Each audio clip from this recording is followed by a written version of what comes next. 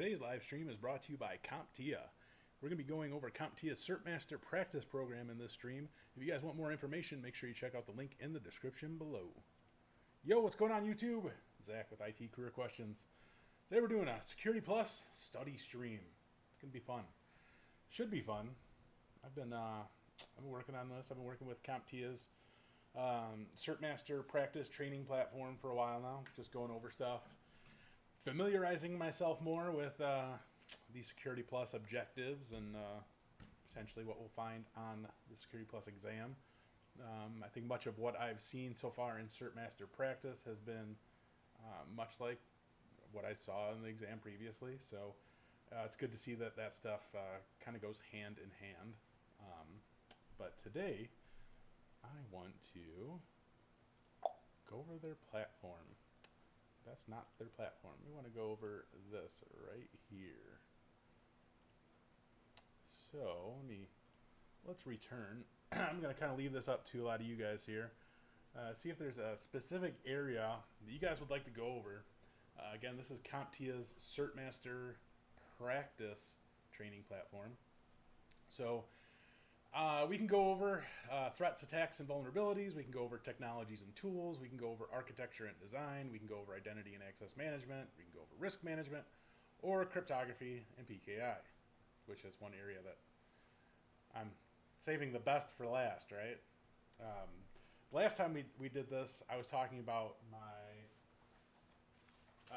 study notes, and I started a completely new notebook, as you can see here.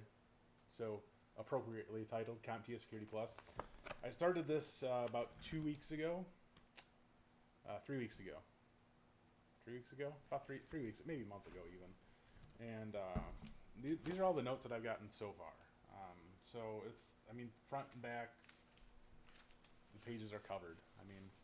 I got plenty of notes, things that maybe I wasn't 100% on, or just wanted more clarification on, and I think I'm really happy with the notes that I have so far. Actually, I'm really pumped up about that, and that's always a good thing to feel good about your notes. So hopefully, this all works out.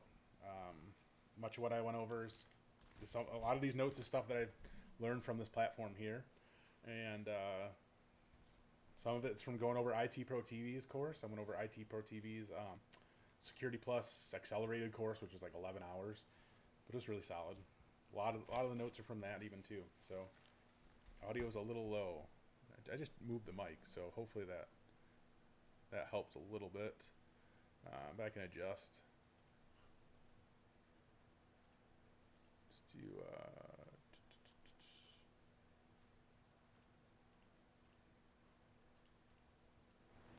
How's that? Is that any better? Try to adjust this up, make it a little bit louder. So if you guys want to pick one of these areas, we'll go over that in today's live stream. So pick one of the 6 different domains here, from threats to cryptography, and we can go over it. We can do it. We'll go over a couple of different sections, talk about what's there. Where can you take these exams? You guys can go over to CompTIA's website, comptia.org. There's a link in the description. They'll take you to CompTIA's CertMaster site. But you can also find more information. But Pearson VUE, any place that offers Pearson VUE testing, I believe you can take the CompTIA exams. So many of the like colleges, local community colleges and things like that, they often offer Pearson VUE testing.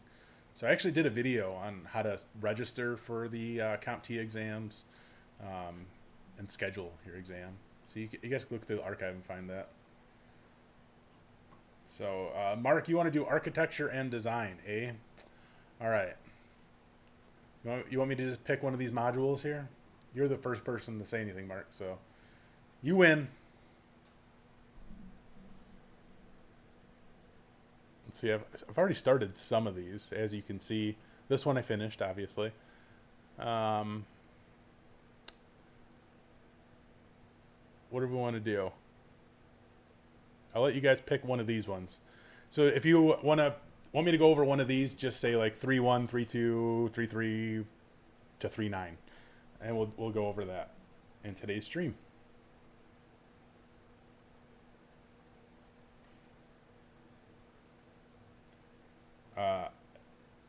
Johnson, I'm not going to try to butcher your name, but Johnson there, you're asking if you should do the Security Plus. I say, yeah, definitely go for the Security Plus. All right, 3.3. What's going on, Lorenzo Preston? How you doing, boss? So this is what CompTIA's CertMaster practice training platform looks like. We'll get started with a few questions. Here's the question number 1. The system administration team needs to implement a security solution for all computers on the network that ensure data security for the data stored on individual hard drives. Which solution should they check? Should they select? Sorry. And then here's our answers here: password protected folders, software-based full disk encryption, hardware-based full disk encryption, or mandatory strong login passwords. I want to make sure you guys can read this. I would assume that the text is big enough for everybody to read. And I know that there's like a little bit of a delay in the stream from when I'm talking and when you guys get that. So anybody have an answer for this one? I'm going to read it over again, so that way I can give my best guesstimated answer, right?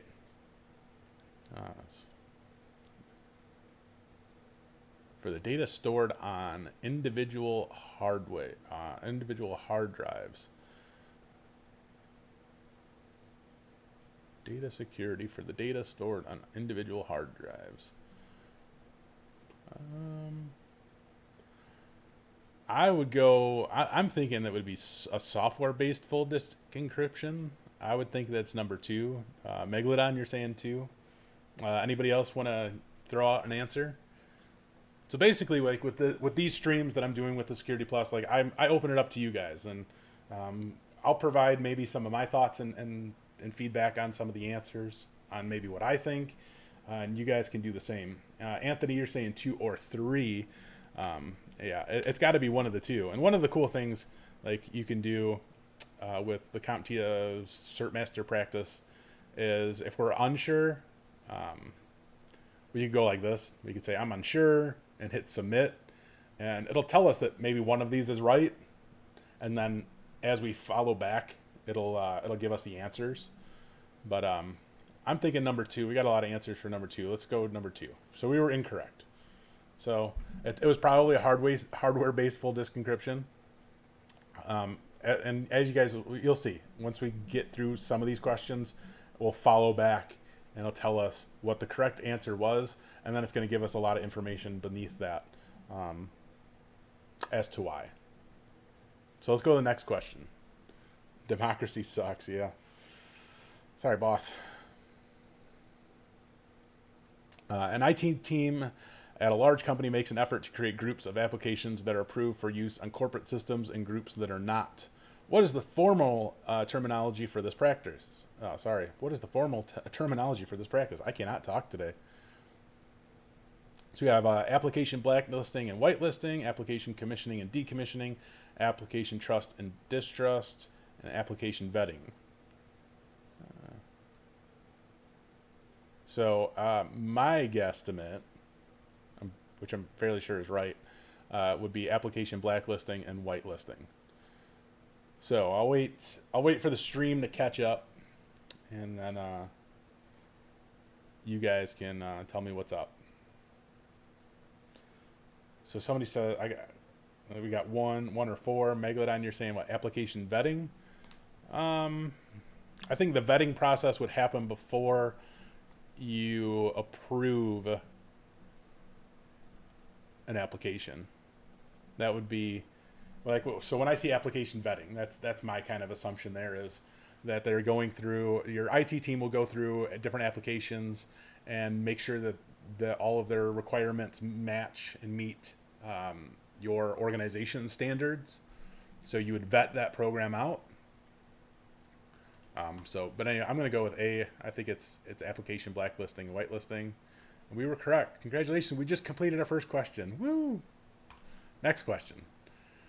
Which of the following is the analogous wow, I'm gonna butcher names today. Whatever is the analog whatever to the concept and practice of least privilege for operating system practice.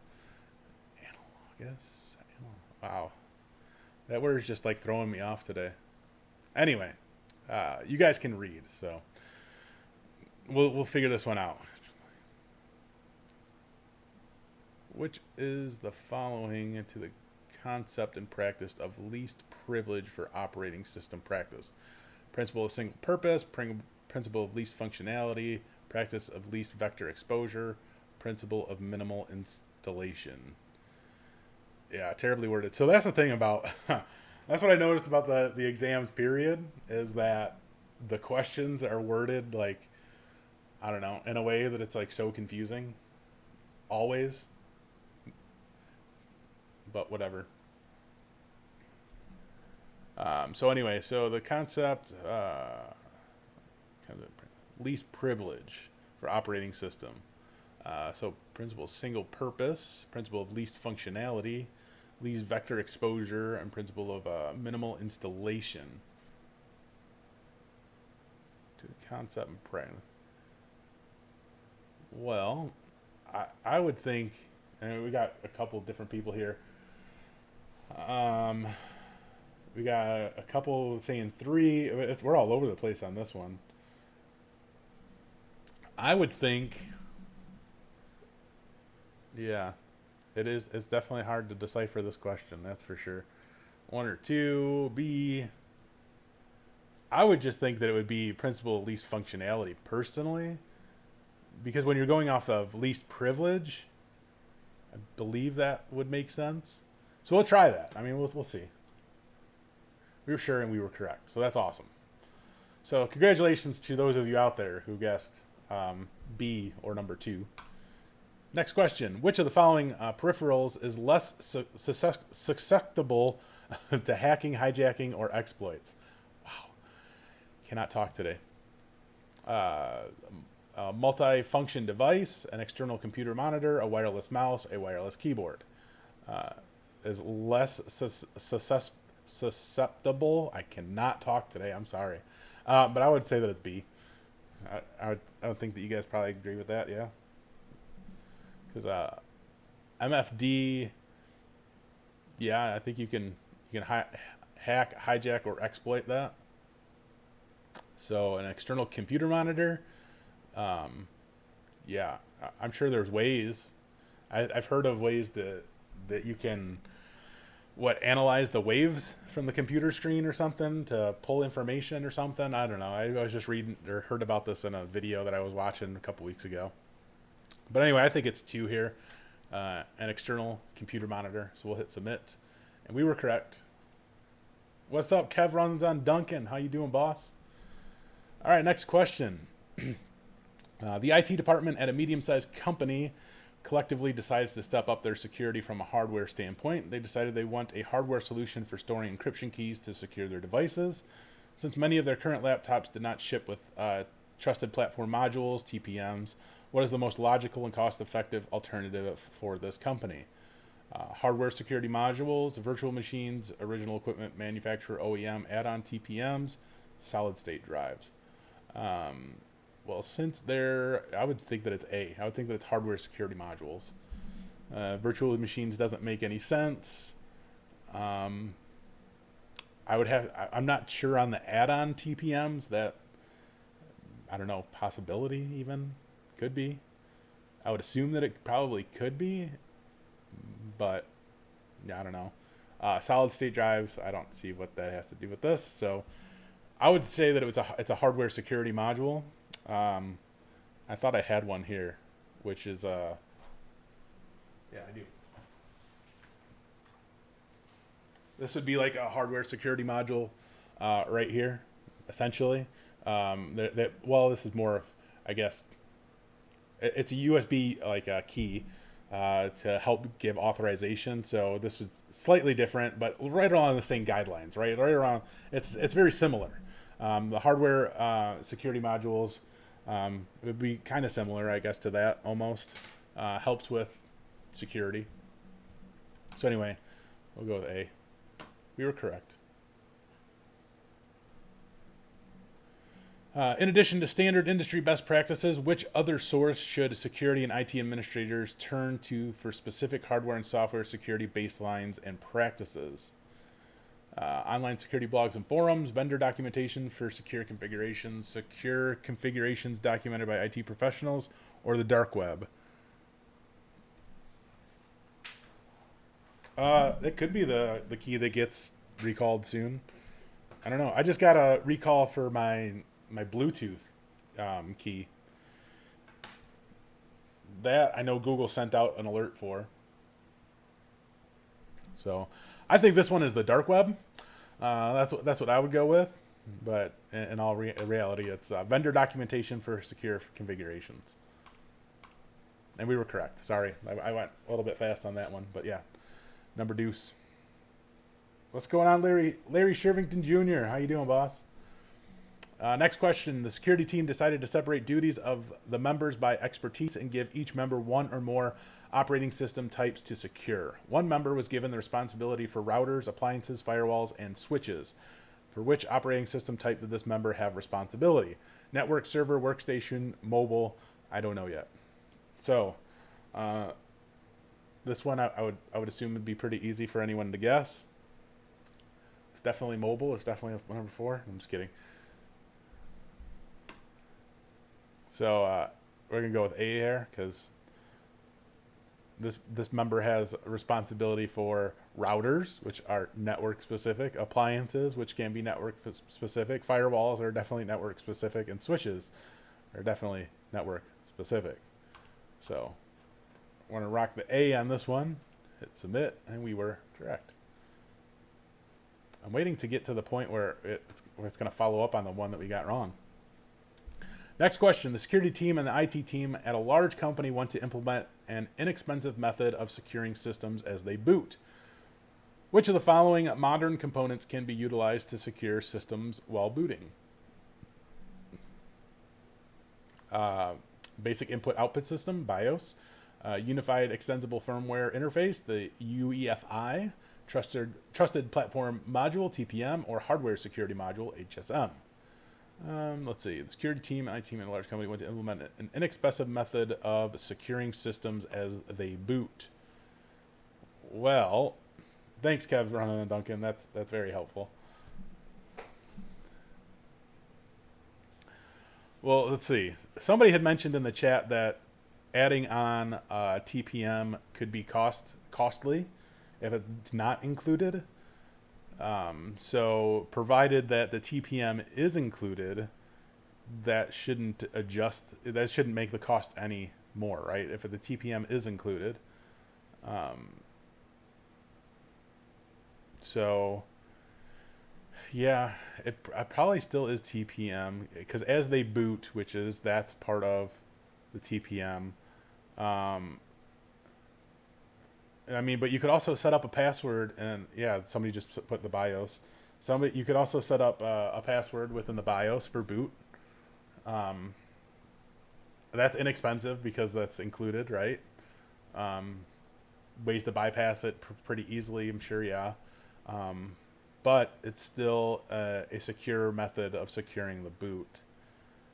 So we got a couple that are between 1 and 3, so which would be a couple people are saying BIOS, a couple people are saying TPM. I can show you guys this feature real quick just so you guys know. So if we're unsure and we're stuck between two questions, and CompTIA CertMaster practice platform here, we can click on one click on each one and do unsure. So we'll do submit, and we were wrong. Either way, we were wrong. So it's probably UEFI. So let's learn. Let's check out the one that we got wrong. So this question on the system administrator teams, it needs to implement a security solution for all computers on the network to ensure data security. Which solution would you select? And we selected software-based full disk encryption, and instead it was hardware. And we can see here that hardware-based full disk encryption is invisible to the user, and it's not susceptible to attacks targeting encryption provided by applications or operating systems. Hence, they are secure. and then it kind of gives you more defined, more definitions with the other answers that were listed here. So next, so yeah, for this last question that we did, it was UEFI. UEFI is more modern and much more secure implementation than BIOS and costs nothing to implement. So, yeah, they had said modern. That's very, very true. So definitely key things to pay attention for, right? Yeah, they said modern here, which UEFI is newer than BIOS. That right? That's a newer type of technology, quote unquote, than BIOS. Something that's been implemented recently in the last 4, 5, 6 years, maybe 6, 7 years, maybe even. Anyway, let's move further. Which simple solution should an IT team use to help prevent loss of privacy from hacked laptop webcams? They should draft a policy concerning the use of webcams. They should physically disconnect all laptop webcams. They should provide training on how to properly use a webcam. They should provide webcam covers to all employees. So which simple solution should an IT team use? And I believe the simplest solution would be to provide a webcam cover. Pretty sure you guys would agree with me there. And thank you, Kevin, for doing that. That's a simple and very cost-effective solution. You just go to any of the trade shows and people give these things away like they're nothing. May well do submit, and we were correct. All right, so CISO of a hospital recently approved and enforced. A CISO of a hospital recently approved and enforced a policy against the use of external storage devices such as USB drives, Wi-Fi enabled micro SD cards, etc. Which of the following options is not the reason behind implementing this policy? Sensitive data can be inadvertently written to the external devices. PII can be copied from external devices to the system. Malware can be transmitted via these devices. Confidential data can be maliciously written to the external devices. So which of the following option is not the reason behind implementing this policy? What's up, Duan Lightfoot? How you doing, boss?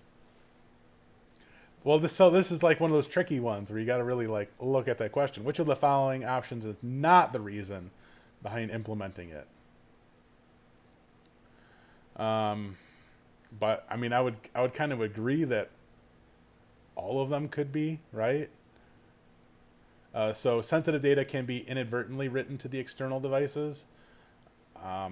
Okay. PII can be copied from external device to the system.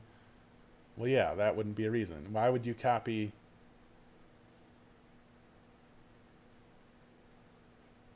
I would be more worried about the PII being copied to the device from the system, not PII being copied from the device to the system, right? Exactly. Why does it matter if you copy PII to the system? That to me it would be B. I would think number 2 or B would be the right answer. And yes, Mr. I know you sent me like a message on how to say your name. I'm sorry, Mr. D. But yeah, we're gonna go with B here. And we were correct. Rock on. I heard Duan Lightfoot wants to join our live stream. He doesn't know it yet, but he just volunteered himself. CompTIA does always try to get you with the wording. Those tricky jerks. Let me do something real quick. I'll let you guys read this next question while I send out a tweet and all that fun stuff, because I, of course, forgot to do that.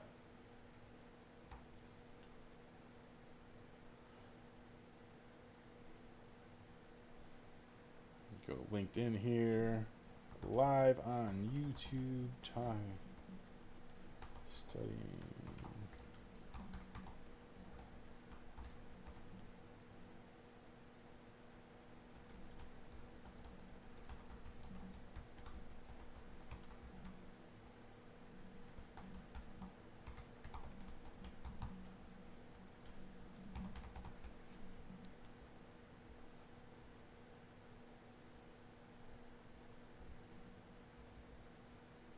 I'm sorry. I'm trying to tweet all this stuff out.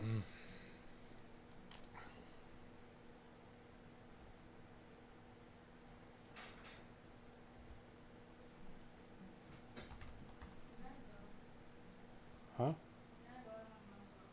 Why?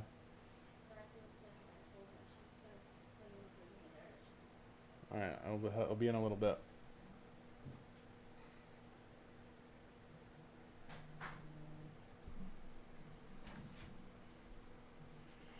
All right, sorry about that. Here we go. We got all them tweets out. All right, now I have to actually read the question. An operating system was recently reviewed, and it was determined that it meets the security requirements set forth by the trusted computing base. Which of the following options represents that operating system?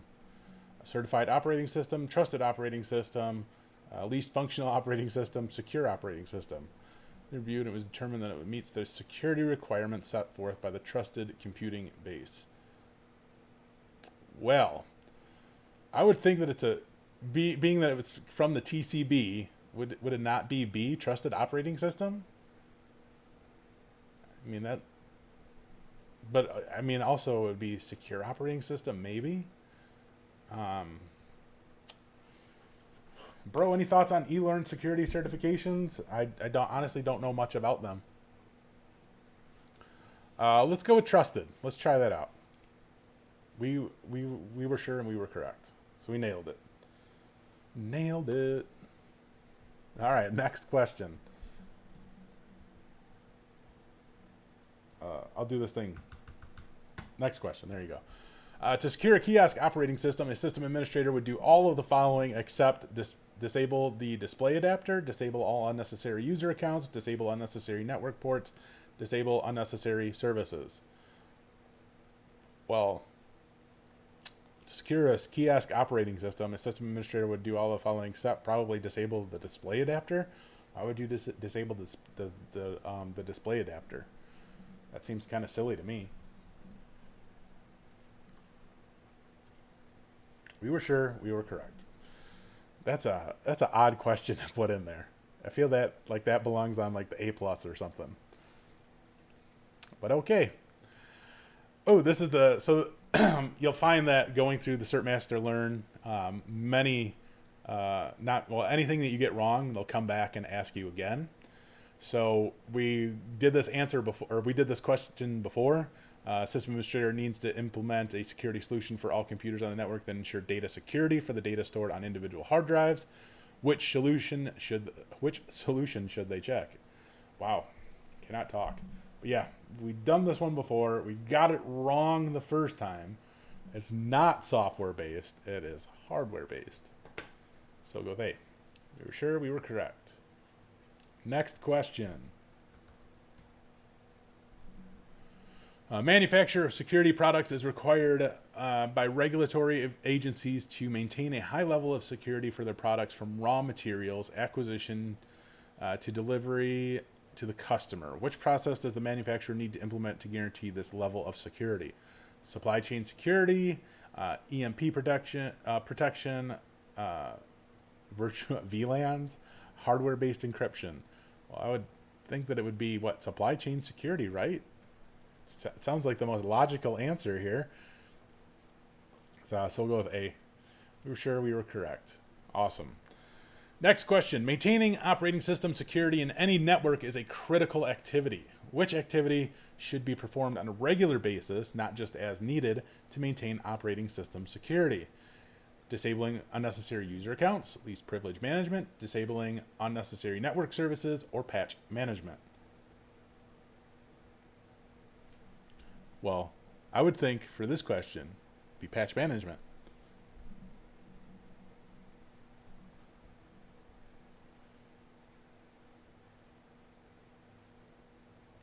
Looks like everybody pretty much agrees with that. Disabling unnecessary user accounts, that should be done before that machine goes into production. And I mean, depending on the system, you shouldn't need to go and analyze those accounts again.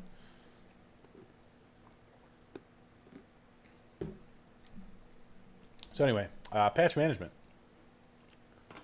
We were sure, and we were correct. Nailed it. Next question. There you go, Kev. I got you, bro. The security team and the IT team in a large company went to implement an inexpensive method of securing systems as they boot. This is one of those questions that we did before. And we selected TPM and BIOS because a lot of people were unsure. I was actually unsure. But we did find out that it is UEFI. So we'll just hit submit and keep going. All right, next question. Which of the following is a UEFI feature that prevents unwanted processes from executing during the startup operation? Secure boot, HSM, FTE/SED, remote attestation. I'm pretty sure that it's going to be secure boot, eh?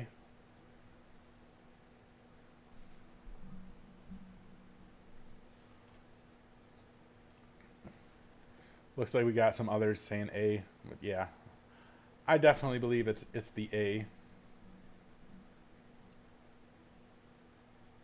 So we'll submit that one, and we were correct. Next question. Shoot, where's my thing at here? There we go. Next question. Pow. Didn't we do this one too? Yeah, we did. This is what the same question from before. System administrator team needs to implement a security solution for all computers on the network and ensure data security for the data stored on individual hard drives. Which solution should they select? And that's hardware-based disk encryption.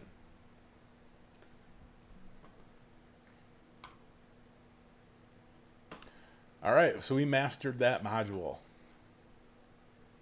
So we can go back. I guess there we go. So here's our overview. We got these two questions wrong. Those are the only two questions that we got wrong on based out of all these questions that we went through. So that's not bad. What's going on, Joseph Flores? How you doing, boss? All right. I'm going to leave this one up to you. We'll go over one more real quick, and then I have to go and take my daughter to the doctor, apparently, because she's not feeling well. So we'll go over one more. So first person, select any of these domains: threats, attacks, and vulnerabilities, technologies and tools, architecture and design, identities and access management, risk management, and cryptography. And Lorenzo, you say cryptography. So that's it. That's what we're doing. All right. Pick a module, 6.1 to 6.4. This is practice. This is CompTIA's CertMaster Learn Practice platform. And it's pretty legit. Like, it's definitely one that I've enjoyed very thoroughly so far. As you guys can see, I've spent 5 hours and 33 minutes in here so far. Yeah, can't escape cryptography. 6.3. All right. That's what we're doing. 6.3. Given a scenario, install and configure wireless security settings. All right. That's what we're doing. 6.3. All right. A federation of remote authentication dial-in user service, Radius, servers uses a shared level of what in order to handle the routing of authentication requests. So a federation of Radius servers uses a shared level of what in order to handle the routing of authentication requests? Hardware, certificates, trust, encryption. Well, I would think that it's certificates. A federation of Radius servers uses a shared level of shared level of. Well, no, it wouldn't be trust. Man. So federated Radius servers use, I mean, they could use shared certificates. Oh, man. Got a lot of people saying B. Some people saying trust. All right, so if this was me taking the exam, I would have picked certificates right off the bat. That would have been my guesstimate. I've been like, yeah, federated radius servers share certificates to handle the routing of authentication requests.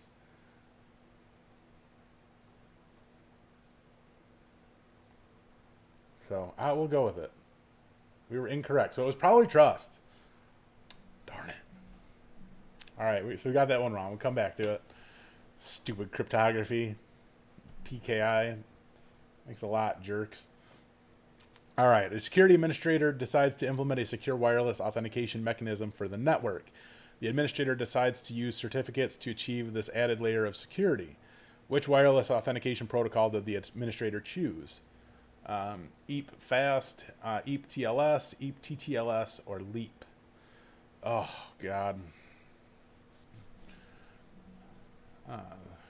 Network. So they implemented a secure wireless authentication mechanism for the network, and they want to use certificates to achieve this added layer of security. Which wireless authentication protocol did the administrator use? Oh my gosh. I have all this written down in my notes for cryptography. EAP TLS is what some people are saying. So, all right. So we'll go over the extensible authentication protocol, flexible authentication via secure tunneling. So yeah, I wouldn't think it's that one. Extensible authentication protocol, transport layer security. So they talk about layers, right? Is that your hint that it's a layer, right? Extensible authentication protocol, tunneled transport layer security. So EAP TTLS, but I don't think it would be EAP TTLS. Now the tunneled transport. And then lightweight extensible authentication protocol, LEAP. A lot of people are saying B. If I had a guess, I would probably say B, because I don't think it would be the TTLS with the tunnel. All right, let's rock number B, number 2, whatever. We were sure we were correct, so awesome. Congratulations to everybody who guessed B. Next question. Security supervisors suggest using Wi-Fi protected access to WPA2 for all wireless connectivity inside the company because it is more secure than Wi-Fi protected access, WPA. The supervisor asserts that temporal key integration protocol, TKIP, is not secure, and that its replacement is, I'm sorry, I can't talk. What replaced TKIP to make WPA2 more secure? WEP, AES, TKIP2, or CCMP? I think it was AES. I'm almost like 100% positive that it was AES.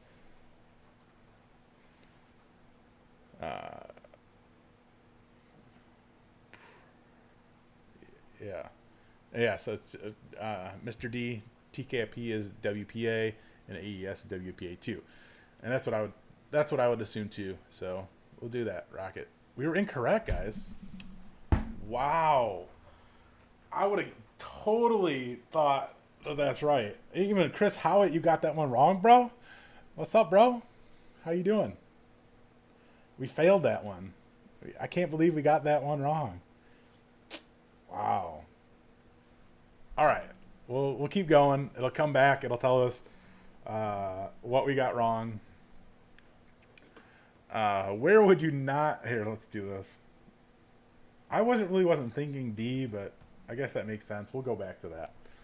Anyway, where would you not encounter captive portals? When using home-based Wi-Fi access points, when using public Wi-Fi access points, when using wireless access points in highly secure organizations, when using Wi-Fi access points on airplanes. Where would you not encounter captive portals? Home-based Wi-Fi access points. A. That'd be my guesstimate on that. So we're going to go A, and we were correct. Whew, at least we got another one right. I have a bad feeling about cryptography. I definitely will be studying my notes very heavily on cryptography. before I go take this exam again. Anyway, next question. Did we do this? A security administrator has drafted a plan to implement a very high level of security for the corporate wireless networks. The administrator suggests the remote authentication dial-in user service be combined with 802.1x to authenticate users and to prevent brute force attacks. What is the wireless client authentication method known as? Pre-shared key, Wi-Fi protected access to, Wi-Fi protected setup, or Wi-Fi protected access to enterprise. So I believe it's D. It's radius be combined with 802.1x to use to prevent brute force attacks. Yeah, D. Wi-Fi protected access. Yeah, I would think that it's D. Yeah, sounds about right. Because these aren't. Oops, these ones aren't that secure. So we're gonna go with D. We were sure and we were correct. So next question. Next question. New security mandate from the CISO or CSO, Chief Security Officer, has been handed to the security department at a local university that requires port-based authentication. Which protocol does the security team implement? Institute of Electrical and Electronic Engineers, 802.1x, lightweight extensible authentication protocol, extensible authentication protocol, transport layer security, a remote, or a radius server. So handed to the security department at a local university requires port-based authentication, which would be 802.1x. So I'm going to rock A. I believe there's other people saying 1 or A or however you want to number these. So we're going to go with this one. I believe that it's IE or 802.1x. So we're going to hit submit. We were sure and we were correct. Awesome. God, I want to find out about these ones that we got wrong. Darn it. Next question. Yeah, I know IEEE. I just like being stupid. What makes the Wi-Fi protected setup wireless authentication method susceptible to brute force attacks? So what makes WPS susceptible to brute force attacks? The use of a radius server, the addition of 802.1x, the use of personal identification number PIN, the use of a pre-shared key.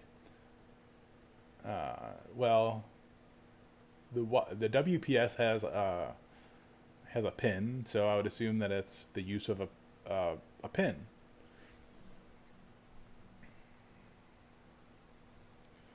Got a couple of people saying 4, the use of a pre-shared key. Well, I mean, a lot of the home routers or wireless have pre-shared keys, right? I was thinking home routers. I don't know why, but whatever. But I wouldn't think that would be. I think it's PIN because WPS always has a PIN, right? Always. So we'll submit. We're correct. Rocked it out. Next question.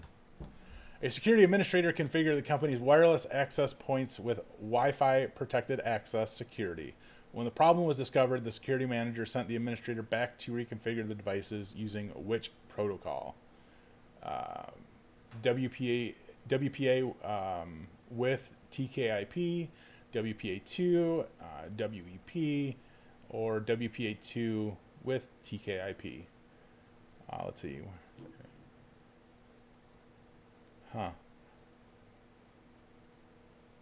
With WPA security, when the problem was discovered, the security manager sent the administrator back to reconfigure. I mean, this doesn't give you a lot of information. Like, I feel like this specific question, like, I feel like there should be like more information. Like, why? Like, in what way are they trying to secure these access points? For what reason? Right? Like, what's behind it? But a lot of people are saying B or 2. So WPA2, we can rock that. We were sure and we were correct. So now we're going to go learn and find out about the questions that we got wrong. So, Federation of Radius servers uses a shared level of what in order to handle the routing of authentication requests, and that was trust. So, a Federation of Radius servers uses a shared level of trust to handle the routing of authentication requests.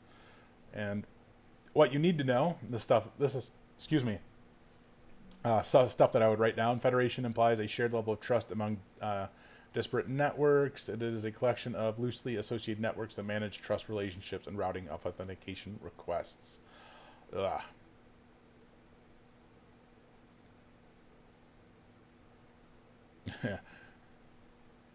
All right, so that was that one. This is CompTIA's CertMaster practice learning platform. There's a link in the description below. And yeah, so CCNP was right for this one. What replaced TKIP to make WPA more secure? And that was counter mode CBC MAC protocol. So CCMP. And what you need to know, WPA2 uses AES 128-bit cipher. FIR, there's a misspelling there. FIR encryption. Counter mode makes it difficult to identify patterns in the encrypted blocks and cipher block chaining message. Authentication code protocol ensures message integrity. This combined protocol is a replacement of TKIP and is very robust. So there's that one. Let's keep going. Next question. Security supervisor suggests using WPA2 for all wireless connectivity inside the company because it's more this is the one we just went over. So I'm sad that they asked this question so quickly after just going over it. I should have waited. But anyway, since we just learned what this is, pretty sure we're going to get that right. So we'll do next question again. Which EAP feature makes it extremely versatile for authentication protocol?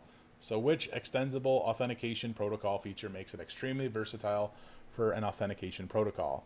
It does not specify which authentication method should be used. It is encryption method agnostic.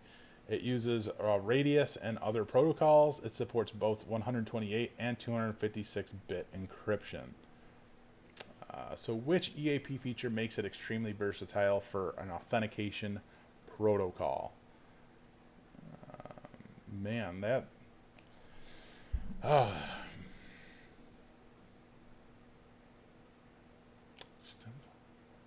Extensible authentication protocol.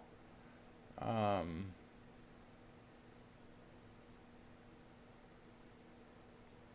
could see how A would make sense. It's encryption method agnostic. Not sure on that one. And then it uses Radius and other related protocols. I don't see how Radius would have anything to do with it. Supports 128 and 256-bit encryption.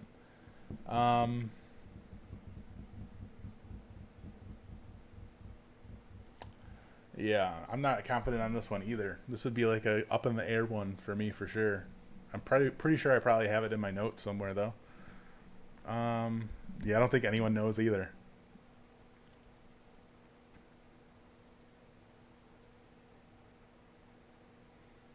Extensible authentication protocol. Let's rock A. Now we gotta give a guess, right? You can't guess E. All right, let's rock A. We were sure we were correct. All right. It does not specify which authentication method should be used. So, lucky guess? I guess so. All right, next question. Oh, man. This is rough, man. This is rough. Protected Extensible Authentication Protocol, PEEP, is not technically an extensible authentication protocol method. What exactly is it? It's a secure socket layer, transport layer security encapsulated EAP. I think that is right, isn't it? It's another term for remote or for radius authentication. It is a Cisco system proprietary EAP implementation. It is EAP that requires a client-side certificate. Protected. I think it's A. Like when I think protected, I would think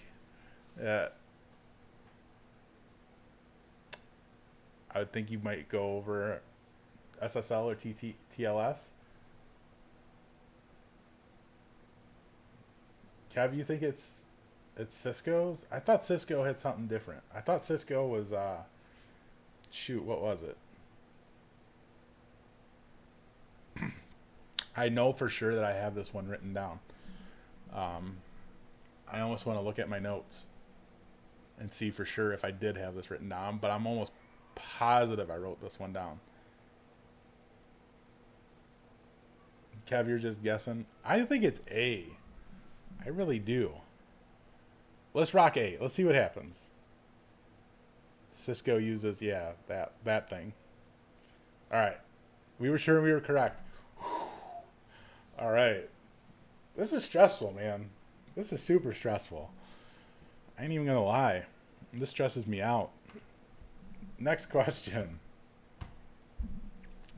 A system administrator who implemented Leap on the company's wireless access points now wants more security, but also wants to remain with a similar authentication protocol. Which implementation does the administrator select? EAP TLS, Radius, EAP Fast, or EAP TTLS? Oh, man.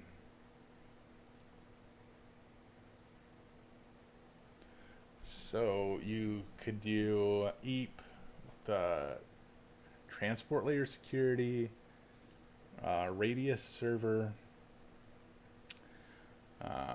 EAP with flexible authentication via secure tunneling. You do EAP with tunneled transport layer security.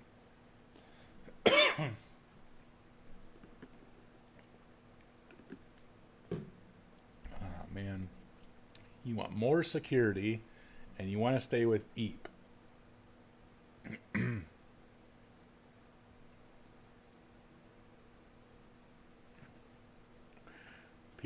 Kev, you think B. We have a couple people who are saying 3, EAP Fast.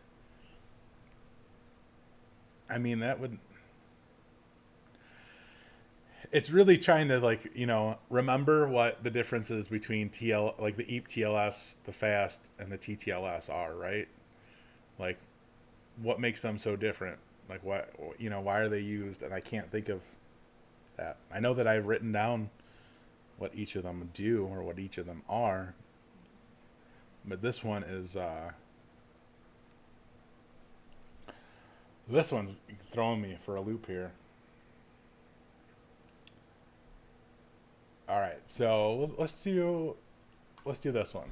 We'll do EAP Fast, and we were correct. Wow, that's crazy, guys. This is seriously and this is just covering one portion of the Security Plus exam.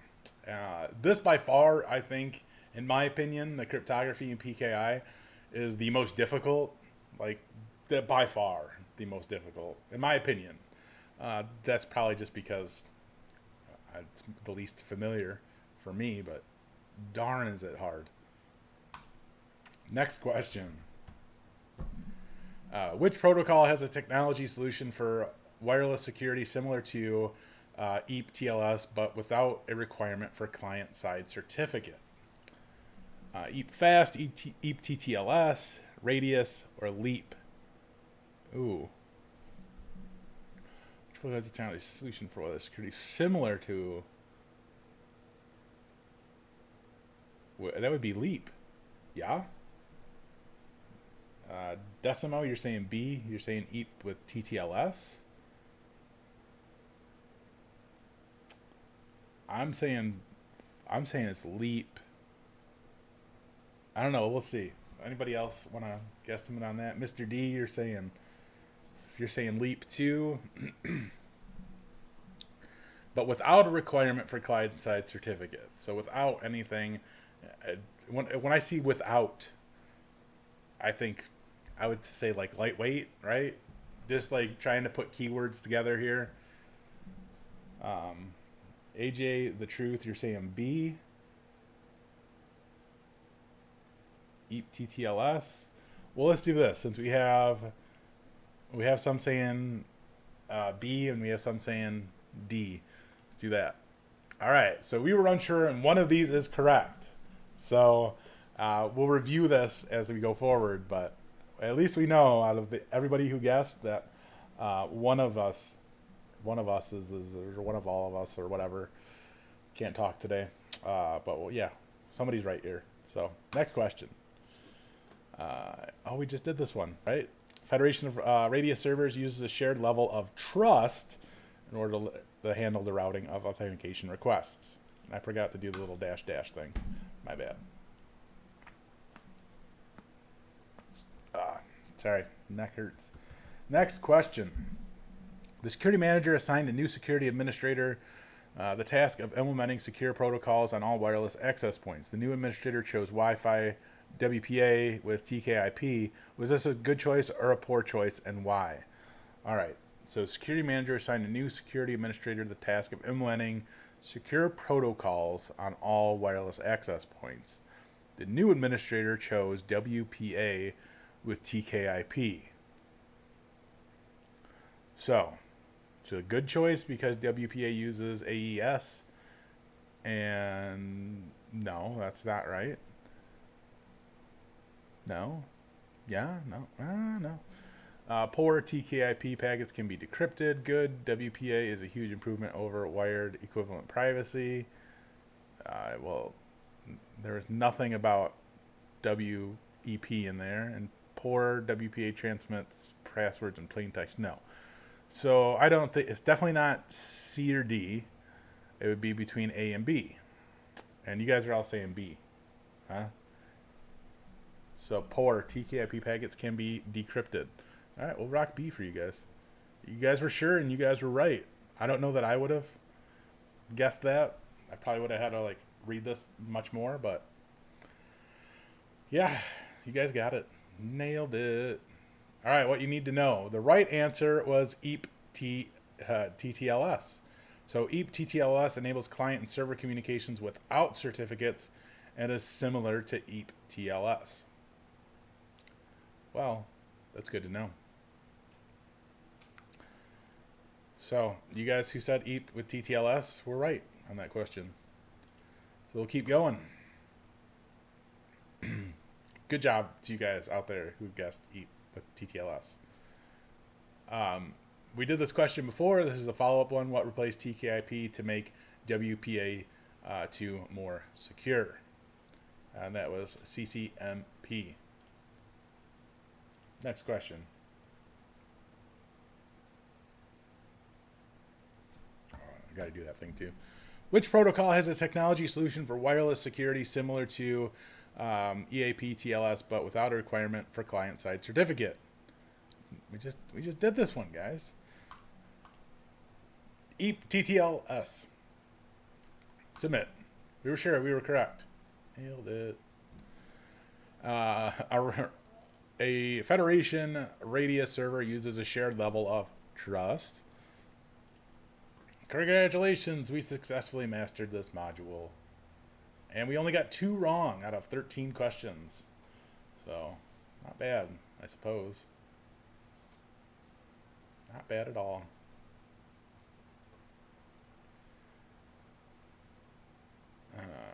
So here, this is me. All right. Oh, that's cool. Sorry, I'm reading the stuff. But yeah, we're 49% done. We've spent 5 hours and 55 minutes. Starting knowledge is 62%.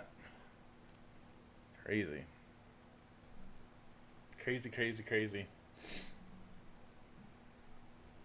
So that was, halfway there. So that was CompTIA's CertMaster Learn Practice, CertMaster Practice. That's what it's called. I keep calling it CertMaster Learn Practice, but I think it's just CertMaster Practice. Yeah, Cert Master Practice. Keep butchering it. This is Cert Master Practice from CompTIA. There's a link in the description below so you guys can get more information. When's my next test attempt? I will not disclose that. It'll be a secret. But I can honestly tell. I feel I'm much more confident about it, about going into the test this next time. If I could pull up my notes here. Let's see. I got...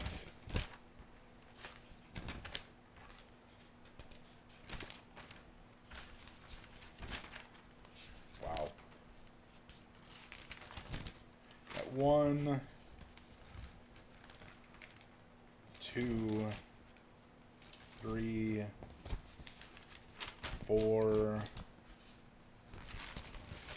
5, 6, 7. I have 7 pages front and back, so I guess it'd be like 14 pages altogether, just on cryptography and PKI. Like that's how much like notes I've taken just on cryptography and PKI. So I feel like with the notes that I took, you know, I'll obviously read all of these notes before I go take the exam next, and I think I'll be prepared. I think I'll be ready. But I honestly, like, when I did the exam, let's see.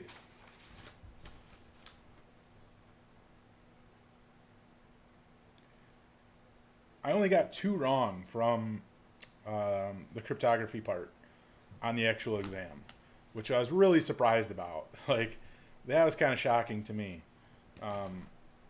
Just 2 for the cryptography PKI part. Nuts. So crazy. This is my from last time. I was going over my notes. So last time I took it, I did fine on the cryptography stuff. So